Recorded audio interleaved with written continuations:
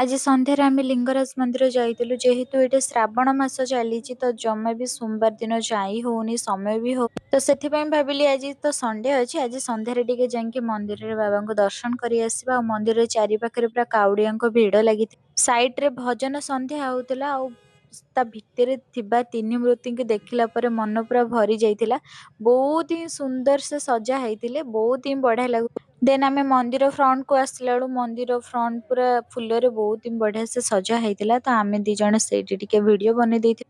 ସାରା ଲୋକ ଯେହେତୁ ଥିଲେ ସେଥିପାଇଁ ଫଟୋ ଉଠେଇବା ପାଇଁ ଟିକେ କମ୍ଫର୍ଟେବୁଲ ଲାଗୁନଥିଲା। ତାପରେ ଆମେ ଟିକେ ବୁଲାବୁଲି ସାରିକି ପ୍ରସାଦ ପାଇକି ପଳେଇ ଆସିଥିଲୁ। ଆମେ ଦି ଜଣ ଯେବେ ବି ମନ୍ଦିର ଯାଉ ତ କିଛି ସମୟ ଯାଇକି ବିନ୍ଦୁସାଗରରେ ବସୁ। ଆଉ ସେଠି ବସିଲେ ଆମକୁ ବହୁତ ହିଁ ବଢିଆ ଲାଗେ। ସେଠି ବସିକି ଏଇ ୱାଟର ଶୋ ଦେଖୁ ଦେଖୁ ତ କିଛି ପାଷ୍ଟ କଥା ଗୁଡା ମନେ ପଡି ଯାଇଥିଲା। ତ ଦି ଜଣ ମିଶି ବହୁତ ସାରା କଥା ହେଇଥିଲା। ମୋର ଟିକେ ଗୁପଚୁପ ଖାଇବା ପାଇଁ ଇଚ୍ଛା ହେଇଥିଲା। ତ ଏଠି ଯେହେତୁ ବିନା ପିଆଜ ରସୁଣ ଗୁପଚୁପ ମିଳୁଛି ସେଥିପାଇଁ ଭାବିଲି ଟିକେ ଖାଇନେବି, ଯେହେତୁ ସବୁଦିନ ତ ଖାଇପାରୁ।